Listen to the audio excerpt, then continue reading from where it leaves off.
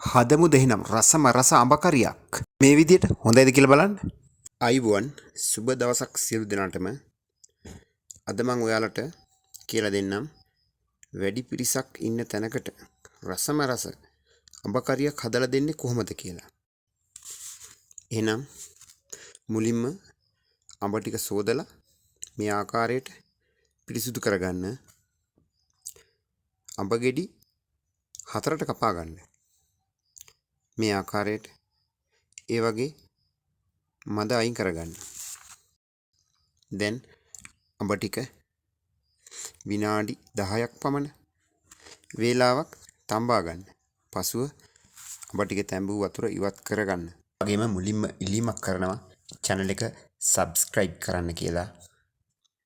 දැන් ඒට අවශ්‍ය වෙන අබ, සුදු ලුණු, රම්ප, කරපිංචා, එනසල්, කරාඹු නැටි, කුරුඳු, බීලූණු, අමු මිරිස් මේ සියල්ල එකට දමා තෙල් ලීටර භාගයක් පමණ හොඳින් රත් කර සියල්ල රන්වන් පාට වෙනතුරු බෙද ගන්න. පසුව ඒට කෑලි මිරිස්, මිරිස් කුඩු, බෙදපු 3-5 කුඩු, කහ කුඩු මේ සියල්ලද හොඳින් කවලම් කරගන්න. දැන් ඒට අඹ ටික දමා කවලම් කර ඒට සීනි, ලුණු අවශ්‍ය ප්‍රමාණයට එකතු කරගෙන රස බලන්න. එහෙනම් අපි නැවතත් තව වීඩියෝ එකකින් හම්බ වෙමු. මම ඒ වගේම ඉල්ලීමක් කරනවා channel එක subscribe කරලා දෙන්න කියලා.